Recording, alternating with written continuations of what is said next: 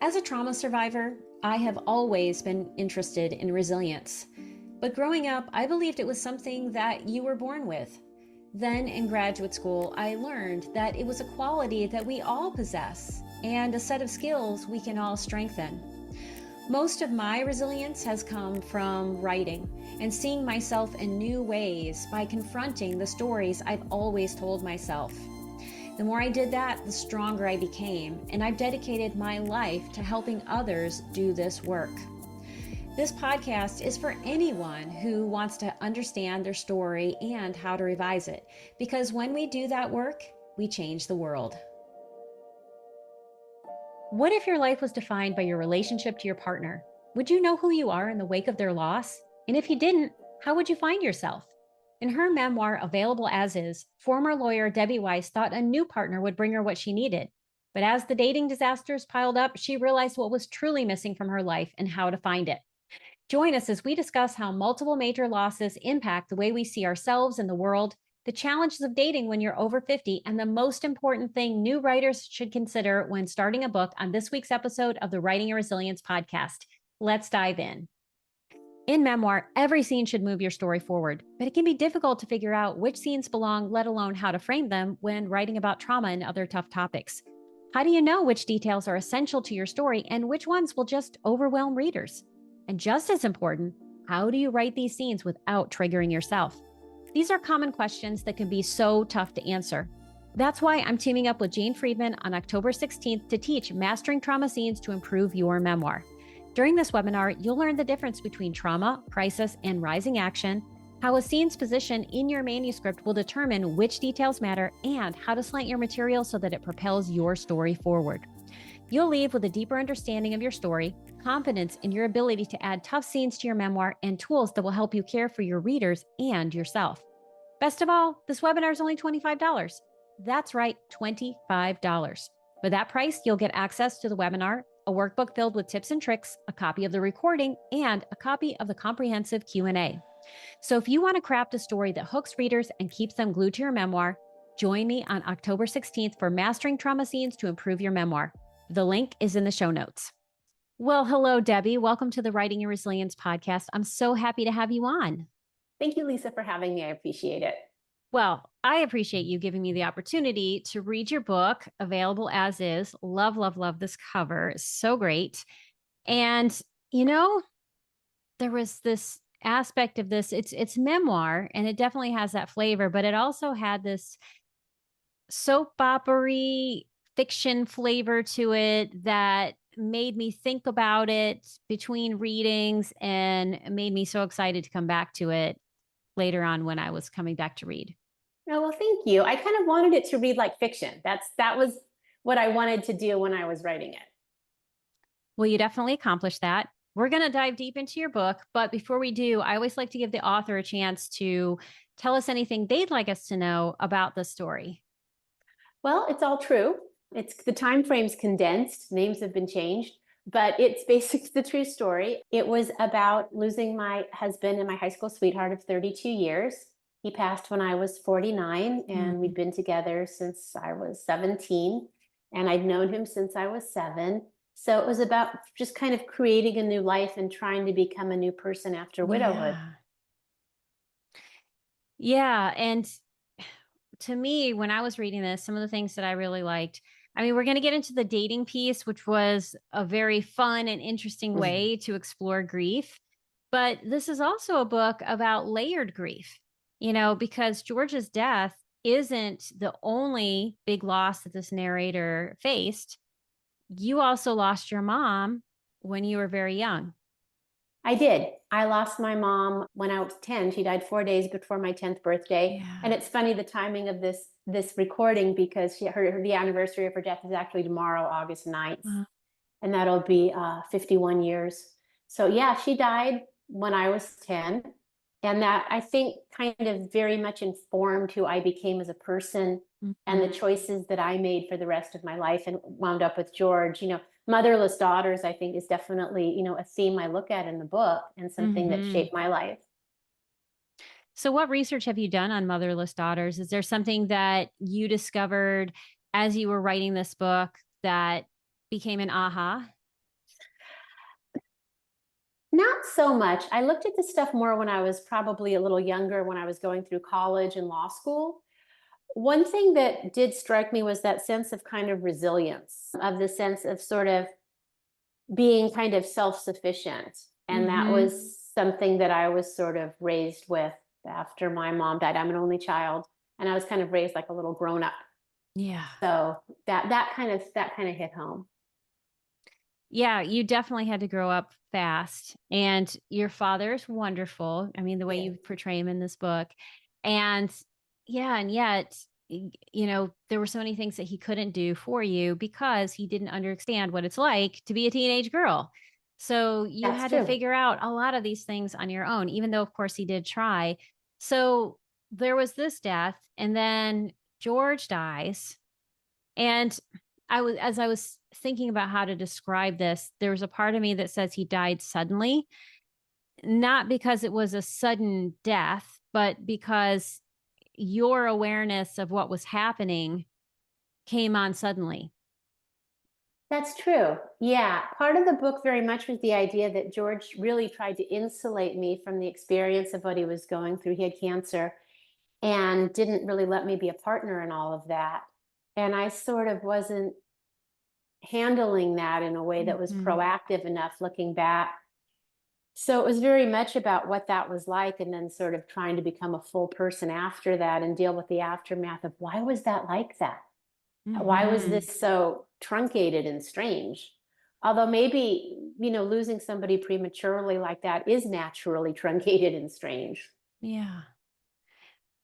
I think it is in a certain, and yet there was a certain way this was presented to you, which I think people need to read your book in order to really dive into that, but also a certain story that you might have been bringing to the table, both as someone who lost a significant member of her family early on, and then, suddenly this is happening. And then he died from male breast cancer.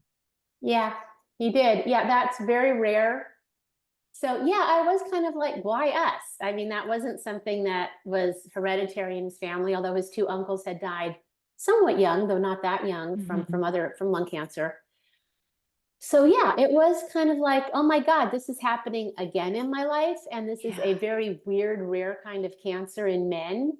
And yeah, yeah, sometimes when I was reading things afterwards, there was this expression, there is no why. Hmm. And I think that was definitely something I had to think about. Yeah, and I think that makes sense because when we go through loss, especially unexpected loss, a part of our brain is trying to make sense of it. It's trying to figure out how could we have controlled the situation? And that why question, at least I can say from my own experience of losing my brother to suicide, which is a different thing, but it's also unexpected loss. I had that wrestling with why, and what I realized is that part of what was happening for me is that in wrestling with why, it buffered me from really having to feel all of the feelings. It also gave me this illusion of control. I could have changed it. I could have made it better. I could have made different decisions. And what would have happened had I done that?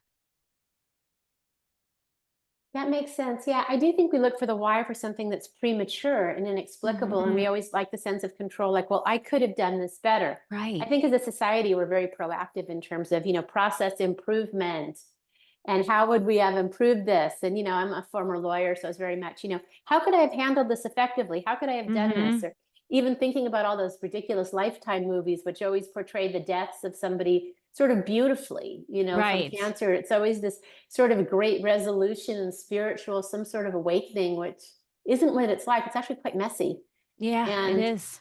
and disturbing and sad. And none of the movies don't show you that. But yeah, I think we're kind of trained to try to see like, well, what could I do? How could I fix it? And maybe the answer is, well, you couldn't. Hmm. Yeah, absolutely. And as I'm thinking about, this is a cancer memoir in a way. It's a grief memoir. And I'm sure you've heard this before because you're a writer. These are difficult topics to write about, partly because they've been written about before. Like if no one had ever had cancer in the history of the world and you wrote the first cancer memoir, you would be inventive and revolutionary and doing all these things, but it has been written before. Same thing with grief. And I say this as a writer who also writes about grief. The thing we always have to do is figure out what is the question that hasn't been answered yet. What is the way that we can explore this that is different? How can we find a new angle so that our story is both universal in the sense that many people can connect with it? Because we all lose someone at some point in our lives. And yet you are making me look at this in a new way. How did the way that you wrote this book accomplish that goal? Oh, well, I hope I did. I tried to look at it through the prism of about 14 months after I'd lost my husband and I was ready to date again.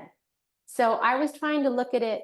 The dating was the prism, but the bigger lens for me was the idea of how would I create a new person when I'd never really created a new person in the first place. Mm, I'd gone straight from my dad to my husband. He was 4 years older. He had a very strong personality, tech guy.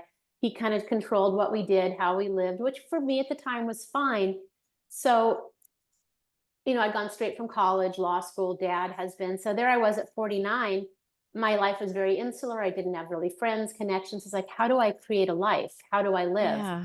So what I tried to do, I hope that was a little different, was the idea of how to create a new life at 49 as someone who sort of never went through a real adolescence. And Hmm. then through the prism, because I wanted it to be funny, because this Yeah. stuff is funny. Dating as a grown up, being a grown up is kind of funny. You feel like you're 12, but you've got major credit cards and a big sports car. Hmm. I had my late husband's sports car and credit cards, and it's like, okay, but I'm crazy. Now what do I want to do? But Right. also then the idea of, what's it like to start dating when I hadn't dated since I was 17 in 1980, and Hmm. what it's like to suddenly wake up and be sort of really inexperienced and trying to date in the modern world, which at that time was 2014. So that's what I tried to do to make it different and kind of where my writing had been focused. Yeah, and thinking about the context of this dating part, which we're going to talk about next, had you dated much before George? I don't think I remember reading about other boyfriends. There were none. I was a high school geek, so I didn't date much. And then I'd known George since I was 7. We started dating when I was 17, and I needed a date for my senior prom, and we hung out a little before then. So he was my one and only. I didn't date before George. And then we lasted up until, he passed for 32 years. So nope. Yeah, so this isn't just limited experience. This is no Yeah, experience. virtually none. Right. Virtually none. And not only are you trying to do this at a different time of life, but the rules of dating have changed. Even if you had been dating a lot in 1980, it's different now. And Yeah. so there were all these crazy situations or banana situations that you end up in with these guys. And, tell us a little bit about why you wanted to add so much of this in. And I agree, I think it was a great way to do it. But what did you learn from really looking at your dating life? Well, unfortunately, what I learned, and I felt like there was this battle between older men and women. And I felt like there Hmm. was this real underlying kind of hostility. And to me, I think it kind of came out of the way little boys and girls had been raised Hmm. in the 80s and 90s, and just kind of typical gender roles, where it really felt like guys were kind of like, wow, it didn't work being a good husband. Now I want to get laid. I mean, they didn't really seem to like women very much. I got a real sense of Hmm. revenge. I got a real sense of hostility. And I got a real sense of abnegation of not just responsibility, but kindness. And what was weird for me is that, by that point, as time went on, I did have some women friends who were my age at that point, early 50s, and, yoga and hiking. And the gals, most of the women weren't that crazy. It was the men. And it Hmm. was the dating situations that were that crazy. I mean, if you meet, if you don't date and you meet, 10 people for coffee, maybe 9 of them are going to be pretty normal, right? You'll have a coffee and you're like, okay, you're not in love with this person, they're fine. But it's like if you're going on it, if you meet people online and this is a quote unquote, exploratory date or first date, and you meet Hmm. them for coffee, 8 out of 10 are going to be crazy. And they're there's going to be something that feels really fundamentally wrong, but that's only in the dating arena. Mm-hmm. So, I mean, it did feel like this huge, hostile, difficult issue that people really weren't acknowledging. Yeah, and I think one of the things that stuck out to me and is I'm connecting it to Anne Garvin, who is a fiction writer, and she had this tweet that went viral a few months ago I remember that. where Yes. she was dating and she's 60 years old and she went on this date with this man who I believe was also 60-ish years old, and he was such a jerk.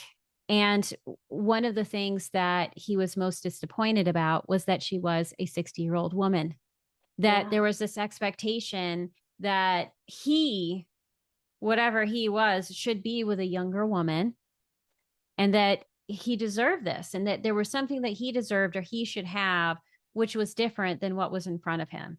And yet was totally disregarding and this amazing, incredible, smart person.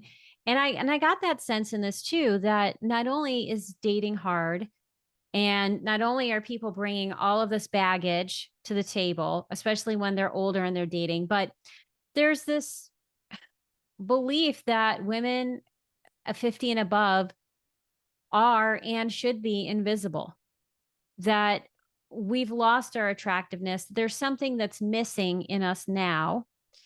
And therefore, it's perfectly fine for men to discount us.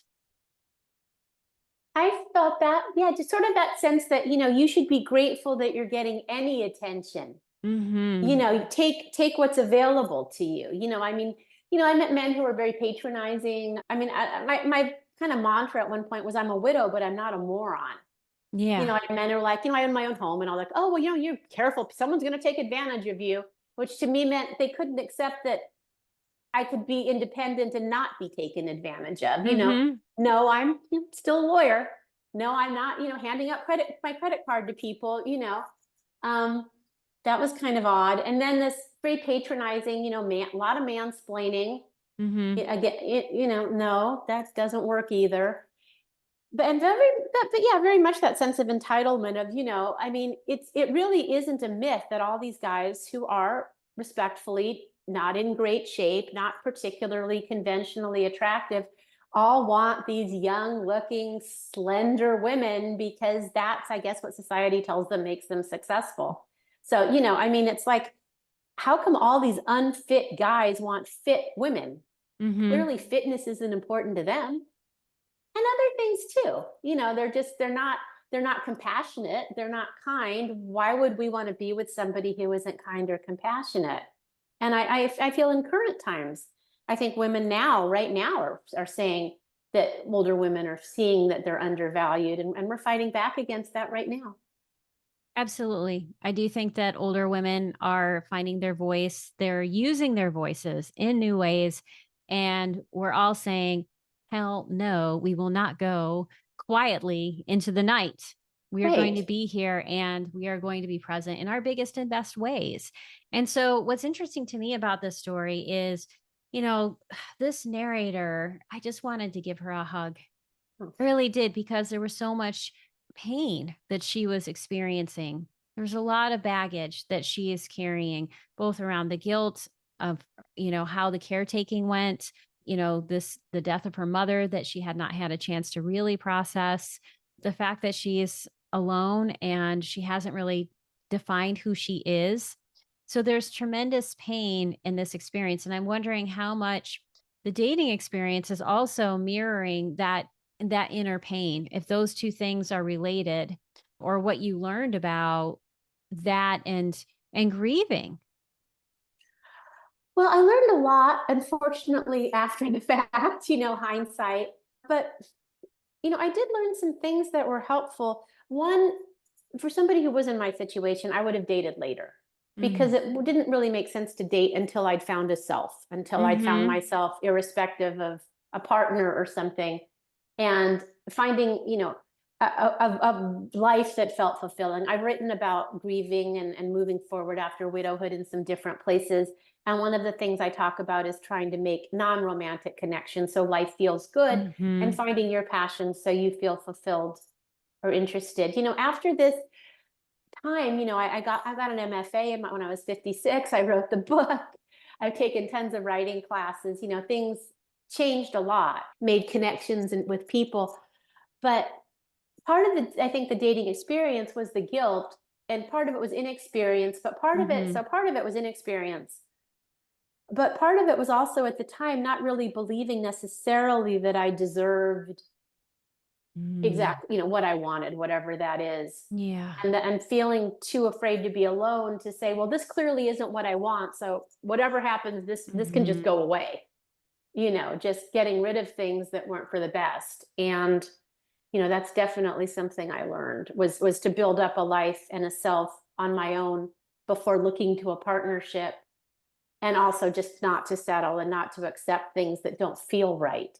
I think so Mhm. often as women, maybe we're told not to really trust our instincts, right? You don't want to offend somebody. You want to give somebody another try. There aren't that many people out there. And all that's so wrong. Yeah, and I love that you bring up this idea of, what we deserve and how that influences what we go for, what we're willing to accept. And when I was reading this, there's this way that this narrator accepts a lot of, you know, unacceptable behavior. There's a lot of saying yes when the inside says no. But then there was this rebellious part, right? So there would always come this point where the voice of the woman who blogs would come in and be like, hell to the no, we're all done. Yeah. So, yeah, as you think about this, I want to think about this in two ways. When you were going through these experiences, was there a way that that person who was writing the blog, this other voice came into the situation, or is this something that you discovered as you were writing the book that you wanted to infuse this? Like, this woman is the badass hero who puts her hand up and says no. Well, I mean, I wrote from pretty close to what happened. So I feel that as it's funny when you're writing a book because you always have, right? I did an MFA, this too stuff, right? There's the narrator, right, who is the author at that point in time. Mm-hmm. And then there's the author looking back in hindsight who's Right. offering more wisdom and all and is processed this enough to hopefully write something that has some wisdom or reflection to it. So for me, that is kind of my personality. I think maybe a Mm-hmm. lot of us, I was kind of open, like, okay, let's see. Oh, no, there's a moment of this is ridiculous, or I'll give this much time. I'm kind Mm-hmm. of an impatient person, so I would tend to think, well, okay, I'll give this one more date, which was probably one more than one date than I should have. But then it's like, Mm-hmm. okay, this is ridiculous. No, and, having been raised by a strong father, I wasn't going to take being put down or insulted or anything. And I think that was probably a little surprising, maybe to some of the men that I dated, because I probably came across in the first place like, yeah, okay, what's that like? And then it's like, yeah, you're messed up. This is unacceptable. Mm-hmm. This isn't how grown-ups act. I might have been inexperienced, but I've been in a long marriage for 32 years and I'd functioned as a grown-up, which a Yeah. lot of these people hadn't. Yeah. So you're bringing an awareness to the situation. And one of the things that you do also in this book that seems like an act of rebellion or railing against what had happened is you have these little moments like the widow's diet, the checklist of the things you wished you had, the coda that are sharing information and I would say reflection on what happened and this sense making in a unique way. What told you this was the right choice? Well, for one thing, I'm very type A. I fight against it. I've been retired for years, so I'm kind of out of that. But for people like me who are kind of neurotic, list making is a thing to do that helps with stress and Mm-hmm. helps to crystallize thoughts. So for me, it was kind of a reflection of my personality in terms of reach. I also was an attorney. In law school, you outline. So it was very much my kind of analytic mind and sort of showing kind of a stressy personality. It's a way to also humor because it's obsessive. If you list the Yes. same thing 4 times, then that's kind of an obsessive person. And then also, I liked it because you want to give people, and my MFA professors talking about this, you want to give people some white space. You know, when you read a book, I I don't I get nervous when I see a book and it's, there's no breaks in any text. Yes. So I wanted to have something where it felt like we're pulling back a little bit and you get kind of a little different angle at coming through things. Or if something's terribly sad, it's a way to do a little bit of an intermission or a little break before something else. That was one of the things is I wanted this book to be funny because the Hmm. dating and a lot of the experiences were funny. And I wanted to set off the tragedy with humor. And the lists were a way to do that. And also to give people a break. It's like, Yeah. yeah, this is sad. Okay, yeah, we've just got the death chapter. Phew. Okay, we see this. And then, you can go into the surrealistic dating chapter. Right. And I think that use of white space was really helpful. I mean, one, it does add some levity, the way you frame things, like the widow's diet. But also, if you are reading this book and you're reading it because you are a grieving widow or you've experienced grief in some other way, you do need relief in your experience, not just of being a person who grieves, but also in consuming work where grief is happening. And so I thought those were really nice and clever. And I really appreciated the humor. And another thing that happened to you that was also humorous that I appreciated was your modern love. Oh, thank you. That was in Yeah. 2018. Yeah, that was a while ago, but yeah, that was 2018. That was came out right when I was trying to decide if I wanted to go back to school to get an MFA and be serious about the book. And then it just came out and it was like, okay, this is my sign to just go forward with this. So that was your life changing moment. One of them, yeah, it was a moment. Yeah, because had gotten into college at 53, and I was like, do I really want to? This was right before this was a couple years before COVID, so it was like, do Yeah. I want to? Do I want to go back? Do I want to pay Hmm. tuition? Do I want to hang out with millennials? I mean, do I want to? Do I want to do this? And how serious am I about the book? It was expensive, and I just thought this is just put your efforts into it. I could, and that was a good sign. Well, how did getting published in the Modern Love give you confidence to embrace your role as writer? Or did you have anything else happen as a result of being in the New York Times? I wish I could say yes, but I didn't.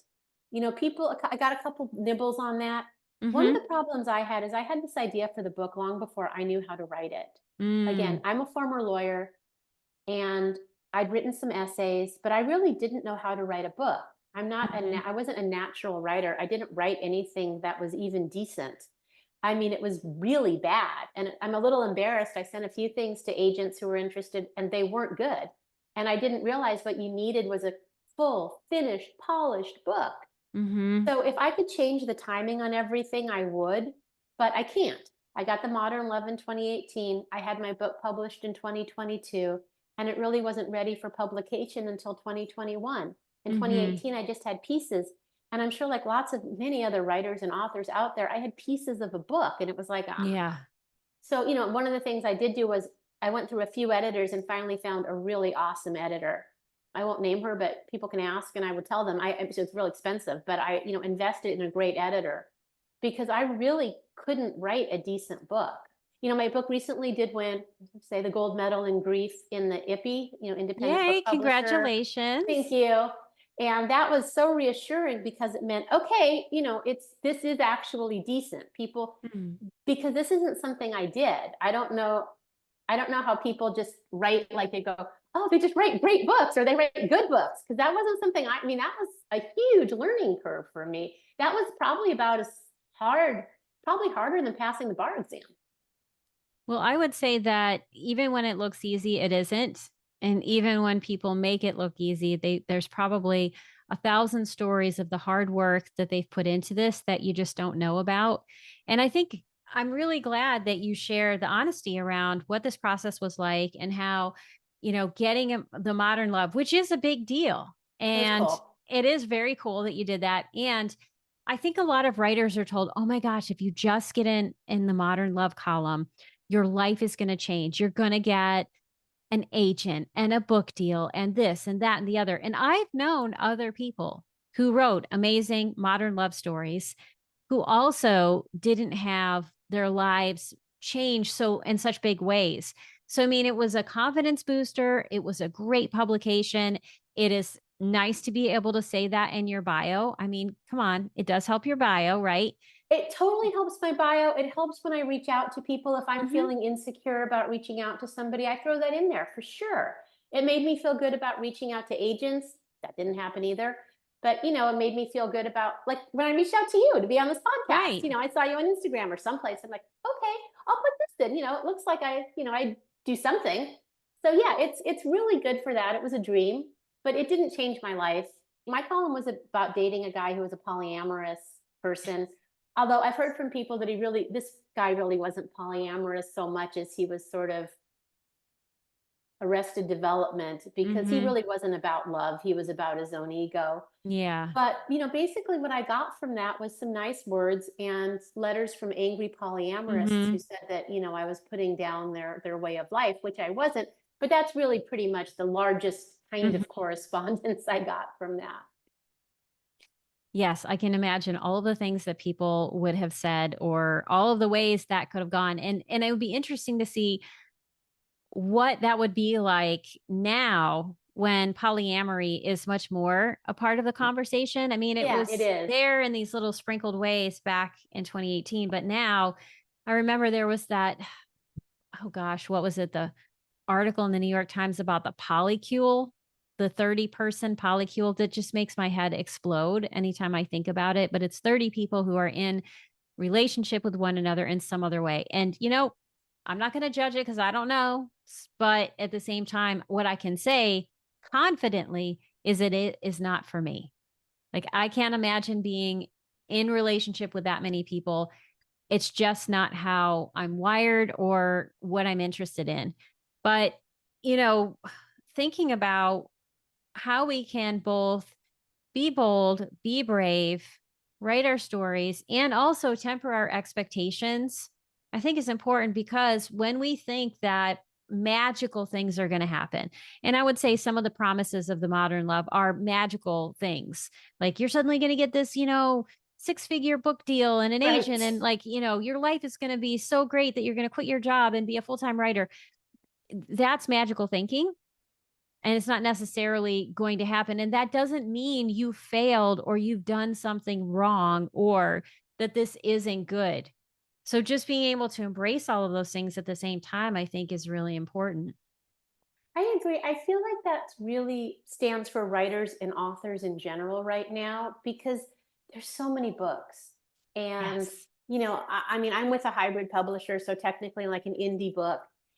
And publishing, is compressing and doing strange things. Mm-hmm. So I think it's hard because you write a book and you want it to do all these things and sell all these copies, and the standard is so high, and you're supposed to be getting all these reviews and do all this, and it doesn't happen.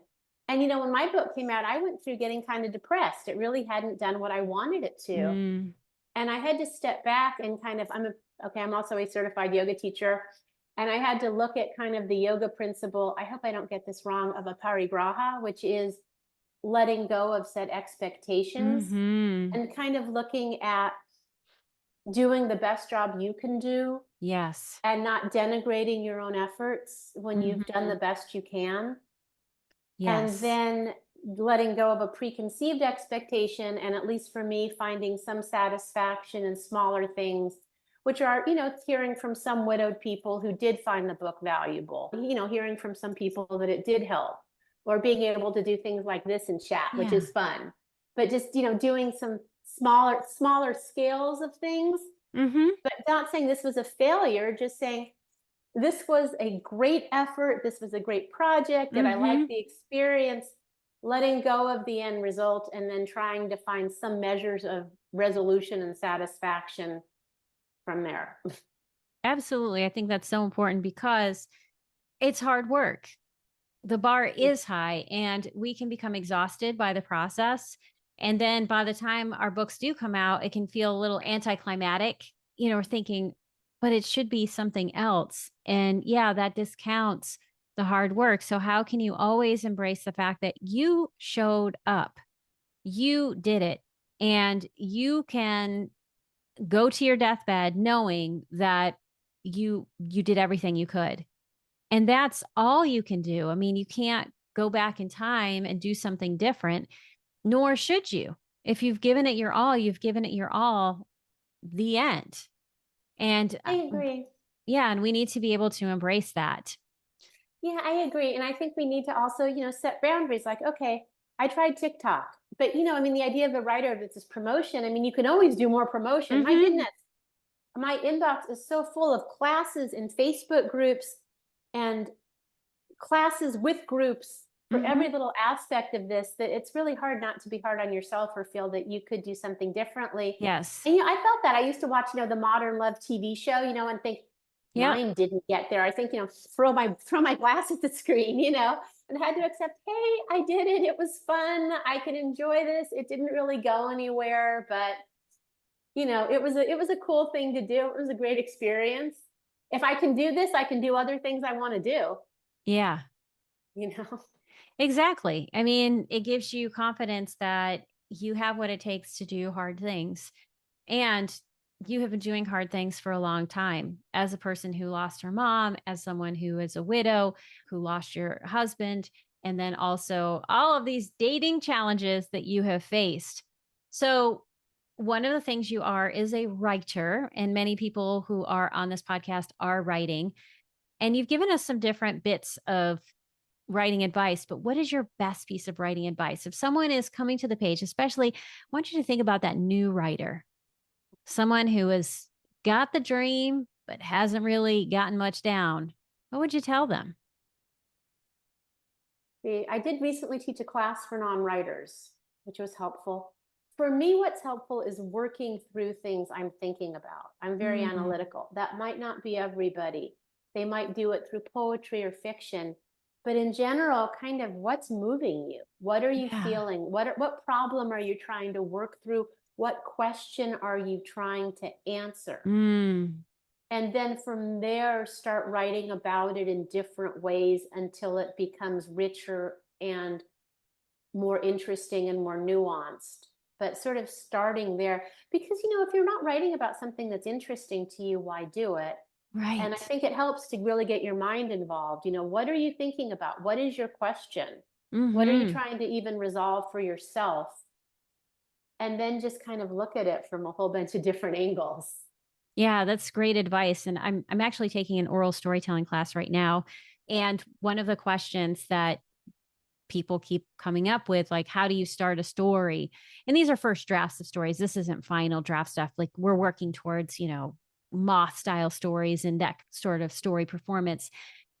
But this is a great question that's related to what you said, is you can always start with the question people always ask me about this is dot dot dot, then begin writing and don't think too hard. Just see what comes out, and you may be surprised at where you go and what you learn from that process.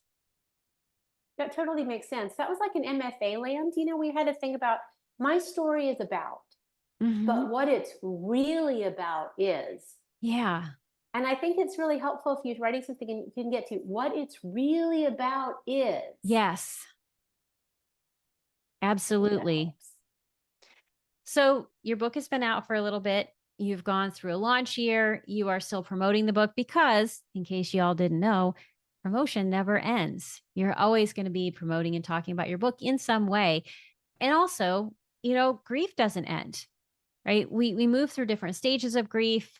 You just said that tomorrow is the 51-year anniversary of your mother's loss. And I just want to say I'm holding space for that. I'll be thinking about you Mhm. tomorrow, and I'll be thinking about your mom. What's your mom's name? Thalia. Thalia. So I'll be thinking about Thalia. I think it's really important for us to say the names of the people we've lost. I'll also be thinking about George, Oh, your thank husband. you. How do you care for yourself, especially as you head into this anniversary? And I'll say, for people that are, new to the grieving process, 51 years is going to seem like a long time. And in one way it is. And in another way, when it comes to grief, it isn't always. Hmm.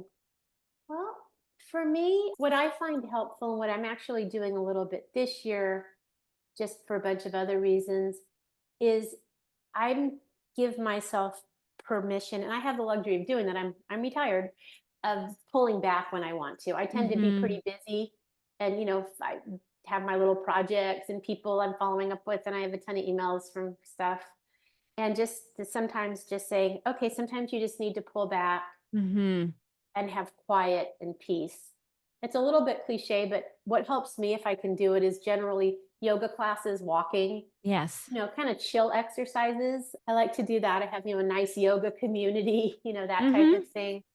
But part of it also is just kind of pulling back and deciding, I have a couple groups of people who are kind of contentious and deciding, well, this isn't the week that I feel like talking to them. Yeah.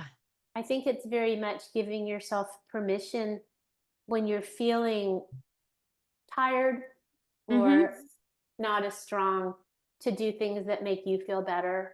You know, for me, there's a really great bakery in town that delivers for only $5 and has Oh, just nice. amazing treats. Treats are always good. Yeah. And I love that movement is a piece of this, because one thing that can happen, and, obviously your grief is at a later stage, but especially I'm Very. thinking of, early grief, is that we lose our breath, right? There's a way that Oh, we can freeze into the grief response. So the more that we can move, which you talked about beautifully, the more we allow our emotions to move through us, whether that's grief or whether that's a trauma response or whether that's anything else. That can be a great way to get your emotions moving, and they don't always have to be sad. That's the other thing about an anniversary, is it doesn't have to be sad. It can be joyful. for me, I mean, my anniversaries with grief are in some ways joyful now because, my mom died 51 years ago. I've lived, a life since then, obviously. And my husband died 11 years ago, over 11 years. And I've had a new partner now for 6 years. I moved a few years ago to a new place. One thing, it's by water. I find walking by water to be Mm-hmm. extremely helpful Yes. with just, it feels like everything kind of dissolves a little bit and loosens up. So for me, I mean, sometimes these times are joyous in the sense of feeling a sense of progress Yeah. and seeing, things are definitely better. Choices were good. Things are fine. Mhm. It's almost, I don't want to say reassuring, but I do find these times to be reflective, but not necessarily really sad or anything. I mean, I Mhm. don't have a lot of visceral grief or anything at this Yeah. point. And for new grievers, I know this is cliche, but having a grief therapist really helps. It does. It really does. Well, if people want to buy a copy of Available As Is, I'm going to hold that up again for those watching on YouTube, and they want to contact you, learn more about your story, just connect in that social networking kind of way, what are the best ways for people to connect with you? The best way to connect with me is my website, Debbie Weiss Author. Be careful, please. There is another Debbie Weiss out there. She's from New Jersey. She's a brunette. She's also a widow. She's really nice. But I'm the blonde Debbie Weiss author of Available As Is. Her book has a different name. It's Maybe I Can. Yeah, but I'm Available As Is. I'm Debbie Weiss author. My website, you can find me. Friend me on Facebook or find my Facebook page. I've been really active on Facebook. I put up a bunch of funny stuff, and actually people chat with me. It's kind of fun. So you can also find me, Debbie Weiss, on Facebook. I'm Debbie Weiss Author on Instagram. You can find me on Instagram. So I'm there as well. To buy my book, it's on Amazon. It's available through major bookstores and everything. And obviously, I love local bookstores. The most copies of my book sold at our local bookstore, Bookshop Benicia, which is just wonderful to have in our town. Nice. So I love local bookstores as well. They're the lifeblood of the writing life. And, many times local bookstores are where not only you'll have your book, but you may have a book launch event. I did. So, yeah, I did. connecting with your local bookstore is really important. And they give you advice. The people who run them, the people I've spoken with, also Rakestraw and Danville, where I used to live, the folks there will talk to you and they'll chat with you and give you advice and talk to you. It's nice to just kind of pick people's brains. Absolutely. Well, thank you so much for being on the podcast, Debbie. I am so glad that we were able to have this conversation. It's just been wonderful. Thank you, Lisa. This was wonderful. I feel like we touched on some great stuff. That's it for today's episode. If you'd like to learn more about Debbie, read her essays in Modern Love and HuffPost, and most importantly, buy a copy of Available As Is, please see the show notes for this episode. If you're learning from or enjoying this podcast, please subscribe to my YouTube channel. It's a free and easy way to support the podcast. You can also get the latest episodes delivered to your inbox by signing up for my Writing Your Resilience newsletter. As a thank you, you'll receive a free copy of A Trauma Survivor's Guide to Writing the Tough Stuff. You can also follow the podcast on Apple Podcasts and Spotify, where you can leave a 5-star review. If you have questions for me, comments about the podcast, or questions or topics you'd like me to consider for the Writing Your Resilience podcast, please leave a comment on YouTube. I read them all, and I'd love to hear from you.